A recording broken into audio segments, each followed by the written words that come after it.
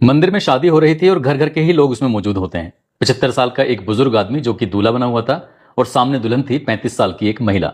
जब उसके गले में बरमाला डाली जाती है तो बरमाला डालने के बाद वो बुजुर्ग इतना हंसता है, मुस्कुराता है और अपने हाथ से ही तालियां बजाने लगता है। ताली बजा रहा था। उसकी ताली को देखने के बाद, उसके चेहरे की मुस्कुराहट को देखने के बाद सहज ही अंदाजा लग रहा था कि वो कितना खुश है। उसके बाद फिर उसने उस महिला के मांग में सिंदूर भरा, यानी कि अपनी दुल्हन की मांग में सिंदूर भरता है। उसे भर तो देता है लेकिन उसे लगता है कि शायद थोड़ी कम है, थोड़ी और ज्यादा लगाता है। फिर दूसरी बार लगाता है। बार बार वो फोटो की तरफ देख रहा है और ये सब काम कर रहा था, यानी कैमरा देखते देखते ये सब काम कर रहा है। उसे एकदम बड़ी खुशी का अनुभव हो रहा था, एहसास हो रहा था। उसके मुस्कुराहट को देख के, उसके चेहरे को देख कर साफ अंदाजा लगाया जा सकता है।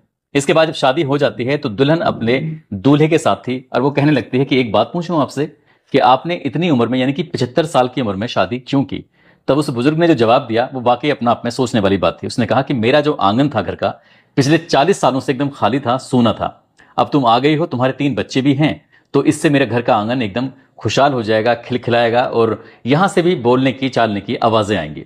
इतना सुनना था। वो महिला शांत हो जाती है। उनकी सुहागरात की अगली तारीख जब आती है तो पता चलता है कि सुहागरात के अगले ही दिन उस बुजुर्ग की मौत हो जाती है। जो दूल्हा बना था अभी 24 घंटे पहले, वो मर चुका है। और ये बात पूरे इलाके भर में फैल जाती है। सोशल मीडिया पर वो वीडियो जो मंदिर की थी वो वायरल होना शुरू हो जाती है। आज की इस कहानी के माध्यम से यही जानने की कोशिश करते हैं कि आखिरकार पूरा मामला क्या है और उस बुजुर्ग की मौत की पीछे की कहानी क्या है। आदाब, नमस्कार, सत श्री अकाल। मैं उस्मान सैफी। आज की जो सच्ची घटना मैं आपको सुनाने जा रहा हूं, ये सच्ची घटना है उत्तर प्रदेश के जिला जौनपुर की। जिला जौनपुर का एक थाना लगता है गोरा बादशाहपुर और गोरा बादशाहपुर का एक गांव लगता है कुचमुच। ये एक व्यक्ति है गांव का जिसका नाम है संगरू राम। संगरू राम की शादी लगभग 40 साल पहले होती है और उसकी पत्नी का नाम होता है अनारी देवी। अनारी देवी से शादी हो जाती है। उसकी जिंदगी ठीक ठाक चल रही थी लेकिन जिंदगी में खुशियां कम थी और खुशियां कम होने की वजह यह थी कि उनको कोई बच्चा या कोई संतान पैदा नहीं होती है। तब वो अकेले रहते हैं। अब यहाँ अकेले रहते हैं।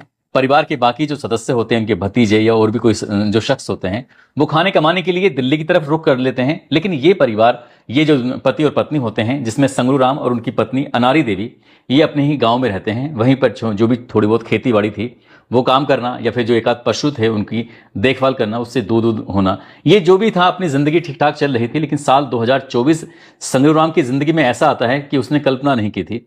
दरअसल उसकी जो पत्नी होती है वो बीमार हो जाती है। जैसे पत्नी बीमार होती है तो एक आध हफ्ता ही वो ठीक रहती है, उसके बाद उसकी मौत हो जाती है। अब संगरू राम बिल्कुल पूरी तरह से अकेला पड़ जाता है। परिवार के बाकी जो सदस्य होते हैं, चाहे भतीजे हों या कोई और भी हों, वो तो रहते हैं दिल्ली में।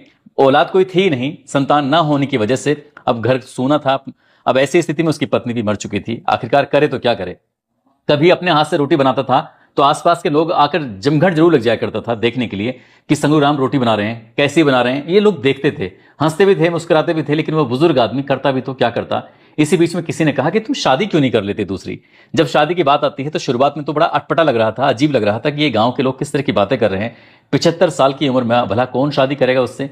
लेकिन जब गांव के लोगों ने ये बात बार बार दोहराना शुरू कर दिया, बार बार कहना शुरू कर दिया, तो संगरू राम की दिल में भी कुछ शादी को लेकर फूल खिलने लगते हैं। उसके दिमाग में आता है कि अगर शादी हो जाए तो वाकई सही हो जाएगा। लेकिन ऐसी दुल्हन मिलेगी कहां जो इस 75 साल के बुजुर्ग आदमी से शादी करेगी। ऐसे ही करते करते वक्त आगे बढ़ रहा था और वक्त आगे बढ़ते बढ़ते गांव में कोई आता था तो कई लोग मजाक करने भी आ जाया करते थे संगरू राम से कि संगरू राम, हम तुम्हारे लिए दुल्हन की तलाश कर रहे हैं, तुम चिंता मत करो, जल्दी तुम्हारी शादी कर दी जाएगी। संगरू राम खुश हो जाया करता था कि ऐसा लग रहा था जैसे कि आप सब कुछ ठीक होने वाला है। यह अगस्त का महीना था। अगस्त 2025 की यह बात है। संगरू राम के पास एक व्यक्ति आता है, एक आदमी आता है। वो कहने लगता है कि एक पास का ही गांव है जिसका नाम है इमली पट्टी। वहां की रहने वाली 35 साल की महिला है जिसका नाम मनभावती है और मनभावती के 3 बच्चे हैं जिसमें 2 बेटे हैं और उनकी बड़ी बेटी है। अब से लगभग 7 साल पहले उसके पति की ब्रेन हेमरेज से मौत हो जाती है, यानी कि उसको उसके जो दिमाग का काम करना बंद कर दिया, फट जाता है, उसकी नसें वगैरह जो भी था, उसकी मौत हो जाती है। अब वो अपनी सास और ससुर के साथ रहती है, बच्चे भी उसके साथ रहते हैं। यदि उस महिला से बातचीत की जाए, इनकी मन भावती से अगर बातचीत की जाए तो शादी की बात बन सकती है। ये बात सुनने के बाद अब संगरू राम खुश हो जाता है। खुश तो पहले भी कई बार हुआ था, लेकिन उसके मन में एक शंका थी, एक सवाल था कि ये ऐसा तो नहीं जब पहले लोग मजाक करते थे, कहीं वो भी मजाक करने के लिए आए हो। लेकिन उसकी बात में दम था, उसकी बात में सच्चाई थी और इस सच्चाई को जानने के लिए ऐसा बताया जाता है कि उसने 500 रुपए का पुरस्कार लिया था, इनाम लिया था कि अगर बात झूठ हो तो 1 पैसा मत देना और बात सच हो तो पैसे ले लेना। गांव का ही एक लड़का होता है, उसकी उम्र 22 या 23 साल के आसपास रही होगी। नाम उसका आजाद होता है। आजाद से संगरू ये बात कहता है। संगरू दरअसल उस पूरा गांव उसको दादा कह के बुलाया करता है। अब जब संगरू ने खबर भेजी उस आजाद के पास कि आजाद यहां आना, अब उस व्यक्ति से बातचीत कराई जाती है, उसका आमना सामना कराया जाता है। उसे जब आजाद ने पूछा कि आप कहाँ की बात कर रहे हैं, कहा कि इमलो पट्टी है गांव, इमलो पट्टी की रहने वाली एक मन भावती है, उसके 7 साल पहले पति की मौत हो जाती है, 3 उसके बच्चे हैं, अगर उससे बातचीत की जाए तो शादी हो जाएगी। अब आजाद ने इस बीड़े को उठा लिया। आजाद ने कहा कि मैं देखता हूं कितनी सच्चाई कितनी नहीं।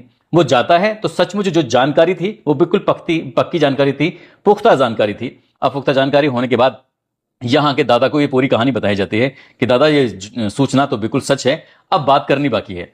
अब वहां जाकर मनभावती से कहा जाता है कि देखो उनको जरूरत है एक ऐसी महिला की जो उन्हें रोटी बनाकर खिला सके, वो अकेलापन भी उनका दूर हो जाएगा, तुम्हारे बच्चों को एक नया जीवन मिल जाएगा, उनकी जो जमीन है उनका जो घर है वो तुम्हारे नाम हो जाएगा, तो क्यों ना ये शादी कर लो। उस महिला के मन में भी ये आ जाता है कि बच्चों की परवरिश के लिए जरूरी है कि घर भी हो और खेती की जमीन हो, तो इससे बढ़िया क्या हो सकता है। जब महिला को बार बार ये कहा जाता है तो महिला तैयार हो जाती है, लेकिन महिला ने कहा कि मैं कैसे यकीन करूं कि कुछ है कि नहीं है। तभी घर तो दिखा दिया जाता है, घर देखकर वो महिला खुश हो जाती है। घर तो ठीक है, रोड के एकदम किनारे है, सब कुछ ठीक ठाक है। अब ऐसी स्थिति में महिला को 4 चीजें उपलब्ध करा जाती हैं, जिसमें एक अंगूठी होती है, पायल होती है, मंगलसूत्र होता है और कान की बालियां होती हैं। जब ये महिला ये सब देखती है तो वो खुश हो जाती है। साथ ही उसको 30,000 रुपए भी दिए जाते हैं कि जाकर तुम अपने लिए कपड़े खरीद सकती हो, बच्चों की चाहो तो फीस वगैरह भी जमा कर सकती हो। अब जब इस घर में आओगी तो सब कुछ ठीक ठाक ऐसे ही होगा। तो पहले तो ये नोटरी होती है, नोटरी में ये तय कर लिया जाता है कि ऐसे शादी हुई है, ये लोग मौजूद थे, सब कुछ ठीक ठाक था। लेकिन अब अभी तक कहीं ना कहीं उस बुजुर्ग को ऐसा लग रहा था कि जो चल रहा है वो ऐसा है जैसे सपना हो या फिर कोई काल्पनिक दुनिया में वो चला गया है। लेकिन जब वो मंदिर में जाता है तो मंदिर में जाने के दौरान भी पंडित जी वहां पर मंत्र का उच्चारण कर रहे हैं। इसी बीच में उस बुजुर्ग आदमी से कहा जाता है कि तुम अपने दुल्हन के गले में वरमाला, जो जयमाला बोलते हैं, उसको डालिए। जब वो डालता है तो डालने के बाद वो इतना ज्यादा खुश हो जाता है कि उसे यकीन ही नहीं हो रहा था कि सचमुच शादी है। फिर वो अपने हाथ से ताली बजाने लगता है और ताली बजाने के बाद वो बुजुर्ग आदमी, जिसकी उम्र 75 साल के आसपास होती है, वो थोड़ा उछलने भी लगता है। जो दुल्हन है उसका पूरा चेहरा ढका हुआ है, घूंघट में है, लेकिन उसकी वो तो शायद ऐसा लग रहा था जैसे क्या उसने अपनी जिंदगी से एक समझौता कर लिया है। लेकिन बुजुर्ग को देखकर ऐसा लग रहा था जैसे उसने दुनिया की जो सारी खुशियां थी उसने सब पा ली हैं। 40 साल से जो उसके घर में एकदम सोनापन था वो सब कुछ खत्म हो चुका है, अब तो बस खुशियां ही खुशियां हैं। उसने जब माला डालने के बाद खुशी का इजहार किया, किसी ने उसे इशारा किया कि आप अब इनकी मांग में सिंदूर भी भर दो। जब वो सिंदूर भरता है बुजुर्ग आदमी, तो एक बार सिंदूर भरता है, उसके बाद लगता है जैसे कम है, तो वो फिर दोबारा से भरता है, फिर तीसरी बार भरता है। बार बार जब ये सब कर रहा था बुजुर्ग आदमी जो दूल्हा बना हुआ है, वो बेहद खुश था, उसकी खुशी का कोई ठिकाना नहीं था। लेकिन इसी बीच में दुल्हन ने उससे पूछा भी था कि मैं एक बात पूछना चाहती हूं कि तुम इतनी उम्र में शादी क्यों कर रहे हो, इसके पीछे की वजह क्या है। जब वजह बताई जाती है वो कहता है कि 40 साल पहले मेरी शादी हुई थी, कोई संतान होती नहीं है, लेकिन जैसे ही मैंने तुम्हारे 2 बेटों के और एक बेटी के बारे में सुना तो मुझे लगा कि अब घर में तुम आओगी तो बच्चे भी आएंगे, बच्चे आएंगे तो खेलेंगे, किलकारियां भी मचेंगी और खुशियां भी मनाई जाएंगी, तो लगेगा कि शायद जो जिंदगी का अधूरापन है वो एकदम पूरा हो जाएगा। ये सब कुछ ठीक ठाक था। उसके बाद फिर यहां से दुल्हन और दूल्हा ये घर पहुंच जाते हैं। उस घर में पहुंच जाते हैं, खाना बनता है। जो बड़ी बेटी होती है वो 8वीं क्लास की छात्रा भी होती है और वो उसी को जिम्मेदारी दी थी, खाना वही बनाती है। अब रात का समय था, रात के समय में ये दोनों आराम से एक दूसरे के पास बैठ जाते हैं और बैठने के बाद बहुत सारी बातें करने लगते हैं। अपनी जिंदगी से जुड़े हुए उन किस्सों कहानियों के बारे में बात करते हैं जो इन दोनों ने, अपने महिला ने पिछले 7 साल में जो परेशानियां झेली थी वो उसके बारे में शेयर कर रही थी, और जो बुजुर्ग आदमी था 1 साल पहले जो उसकी पत्नी खत्म हुई थी और उसके बाद जो उसने परेशानियां झेली थी उसकी बात कर रहा था। और साथ ही गांव के लोग जो उनकी संतान न होने की बातें करते थे वो बातें कर रहा था। ये बातचीत चल रही थी। सौगात की वो तारीख थी, दिन निकलता है। दिन निकलने के बाद वो सब के सब लोग अपने अपने काम में जुट जाते हैं। ये जो व्यक्ति है अब घर के बाहर सोया हुआ है। सुबह के लगभग 7:30 बजे के आसपास का वक्त था। 30 सितंबर 2025 की वो तारीख थी। और जैसे ही वो बुजुर्ग आदमी लेटा हुआ है तो उसकी गर्दन की कुछ स्थिति अजीब सी हो रही है, वो टेढ़ा सा पड़ा हुआ है। तो राह चलती एक महिला ने उस बुजुर्ग को देखा और देखने के बाद कहा कि इनकी स्थिति तो कुछ खराब है। वो आवाज लगाती है इस मनभावती को, मनभावती दौड़ कर आती है। आकर देखती क्या है, ये बुजुर्ग आदमी कुछ अजीब से हरकतें उसकी हो रही थी, परेशानी जैसी स्थिति में था। तभी आजाद को बुलाया जाता है। आजाद थोड़ा जल्दी से आता है। टेम्पो की मदद से उस व्यक्ति को पहले तो गांव के एक डॉक्टर को दिखाया जाता है। गांव का डॉक्टर कहता है कि इनकी हालत थोड़ी सीरियस है, इनको आप बाहर लेके चले जाओ। अब सरकारी अस्पताल में उसको लेके जाते हैं बुजुर्ग आदमी को, जो अभी 24 घंटे पहले दूल्हा बना था, जिसने रात उसकी सुहागरात बीती थी। और वो व्यक्ति जैसे सांसें उसकी थम चुकी थी, बिल्कुल रुक चुका है। डॉक्टर ने उसको अपने यहाँ इलाज करना शुरू कर दिया। 2 ड्रिप उसको चढ़ाई जाती हैं, लेकिन ड्रिप चढ़ने के बाद भी उस बुजुर्ग की हालत में कोई सुधार नहीं हो रहा था। और देखते ही देखते 30 सितंबर की शाम तक उसकी मौत हो जाती है। जैसे उस बुजुर्ग की मौत होती है, मौत की खबर पूरे गांव में आग की तरह फैल जाती है। जो वीडियो मंदिर में बना था शादी होने के दौरान, वरमाला या जयमाला जैसे बोलते हैं तो डालते हुए एक दूसरे के गले में, वो वायरल होना शुरू हो जाता है कि 75 साल के एक बुजुर्ग आदमी की शादी के अगले दिन यानी कि सुहागरात मनाने के अगले दिन ही उसकी मौत हो जाती है। अब देश भर के अलग अलग मीडिया चैनलों पर और सोशल मीडिया के अलग जगहों पर ये जब वायरल होना शुरू हो जाता है तो ये वायरल होते होते खबर पहुंच जाती है उस बुजुर्ग आदमी के परिवार के पास, यानी कि जो दिल्ली में परिवार के लोग मौजूद होते हैं। अब जैसे उनके पास खबर पहुंचती है, उन्होंने तत्काल प्रभाव से पुलिस को यह सूचना दी कि हम अंतिम संस्कार किसी भी कीमत पर नहीं होने देंगे, इसलिए जब तक बॉडी का पोस्टमार्टम नहीं हो जाएगा तब तक हम इसका अंतिम संस्कार नहीं होने देंगे।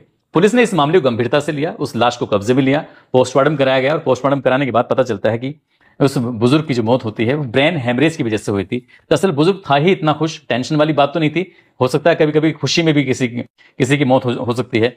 अब उसकी बुजुर्ग की मौत तो हो जाती है, जिसके ब्रेन स्ट्रोक यानी कि कोमा में वो चला गया था और खुशी था ही वो एक दिन पहले, जाहिर सी बात है। लेकिन जब उसकी मौत हो जाती है, आखिरकार मौत का कोई बहुत बड़ा कारण निकल के सामने नहीं आता है, इसलिए पुलिस ने अपनी जो इस तरह की कार्रवाई थी, उन्होंने पुलिस ने मीडिया के सामने बयान दे दिया, कहा कि अभी तक तो ऐसी कोई बात नहीं है, लेकिन फिर भी हम इस मामले की जांच पड़ताल करेंगे। यदि कोई भी तथ्य सामने आता है तो जो भी आरोपी होगा उसे किसी भी कीमत पर बख्शा नहीं जाएगा। लेकिन सबसे बड़ा सवाल यह था कि एक महिला जिसकी शादी होती है, 3 बच्चे साथ लेकर आती है, अब वो कहां जाए, क्या करे। जो दिल्ली से उसका परिवार आया था बुजुर्ग आदमी का, उसने आते ही 112 नंबर पर पुलिस को फोन किया। पुलिस को फोन करने के बाद कहा कि जब उसकी पत्नी जिंदा थी अनारी संगरूराम की, तभी उससे पहले ही उसने जो जमीन जायदाद थी वो सब हमारे नाम कर दी, परिवार के लोगों के नाम कर दी है, इसलिए अब इस महिला का इस घर के अंदर काम क्या है, इसको यहां से निकालिए। इस बात को लेकर थोड़ा बवाल शुरू हो जाता है। गांव के बड़ी संख्या में लोग इकट्ठे हो जाते हैं, महिलाएं भी इकट्ठी हो जाती हैं। तभी सबके सब लोग उस महिला को देखने लगते हैं कि इस बेचारी का क्या कसूर था। अच्छी खासी, पहली बात तो ये शादी के लिए तैयार नहीं थी, इसको बड़े बड़े सपने दिखाए गए थे, एक जमीन का, घर का, ताकि इसके बच्चे आगे बढ़ सकें, पढ़ सकें। ये जब सारे सपने दिखाए गए थे तब ये महिला तैयार हो जाती है, और तैयार हो जाती है तो एक रात ही अपने पति का सुख देख पाती है, इसके पति की मौत हो जाती है। गांव के लोगों ने जिद पकड़ लिया, ये महिला कहीं नहीं जाएगी। 112 नंबर पर जो पुलिस आई थी, उन्होंने कहा कि आपको थाने आना पड़ेगा, थाने आने के बाद जो भी बात है बड़े उच्च अधिकारी ही कुछ जवाब दे सकते हैं। अब उच्च अधिकारियों के पास मामला पहुंचता है तो एक व्यवहारिक तौर पर देखा जाए तो महिला जाए तो जाए कहां, अपने 3 बच्चों को लेकर। फिलहाल गांव वालों की सहमति के बाद उस महिला को यह कहा जाता है यह महिला उसी घर में रहेगी जिस घर में संगरूराम रहता है। फिलहाल तो महिला उसी घर में रह रही है, संगरूराम के उस घर में, विधवा बनकर। 7 साल पहले भी वो विधवा हो गई थी और एक रात की दुल्हन बनती है, उसके बाद वो फिर से विधवा हो जाती है। महिला ने जब पत्रकारों के सामने अपना बयान दिया तो वाकई झकझोरने वाली बात थी। वो कहती है कि मेरी जिंदगी का मजाक बन के रह गया है, सोशल मीडिया पर उसकी फोटो वायरल हो गई है, उसके बच्चों का भी चेहरा सबके सामने आ चुका है। अब ऐसी स्थिति में वो जाए तो कहां जाए, संगरूराम की ही घर उसकी जिंदगी का ये आखिरी घर होना चाहिए, यहां से उसे कहीं भी ना भेजा जाए। दोस्तों, इस पूरे घटनाक्रम को सुनाने का उद्देश्य किसी को परेशान करना नहीं है, किसी का दिल दुखाना नहीं है, बल्कि आपको जागरूक करना है, आपको सचेत करना है। जिस तरह की वीडियो मैंने मन भावती की देखी हैं, जिस तरह की बातें मन भावती वो मीडिया के सामने कर रही है, यदि उसकी बातों में पूरी तरह से सच्चाई है तो गांव वालों को उसका साथ देना चाहिए, उसके बच्चों की पढ़ाई लिखाई में भी मदद करनी चाहिए, ताकि उसके बच्चों के भी सपने पूरे हो सकें और उस महिला को एक सहारा मिल सके। वो जाहिर सी बात है, जिस सास ससुर के साथ वो रह रही थी, वापिस वो किस मुंह से वहां जाएगी, कैसे वो उसको स्वीकार करेंगे, क्योंकि वहां से आना ही उसके लिए बड़ा कारण था। उसे नहीं आना चाहिए था, और आई है तो उसे वापस नहीं जाना देना चाहिए। गांव वालों की जिम्मेदारी बनती है कि उस महिला के लिए अगर थोड़ा थोड़ा भी मदद करेंगे तो शायद उसके लिए गाय भैंस का इंतजाम कर सकते हैं, जिससे कि अब अपने परिवार का भरण पोषण कर सके। इसलिए उस इलाके के कुछ लोग हों तो जरूर उस महिला की मदद करें, ताकि वो अपना कुछ गुजर बसर कर सके। ऐसा कोई छोटा मोटा उसके लिए रोजगार के बारे में सोचा जाए।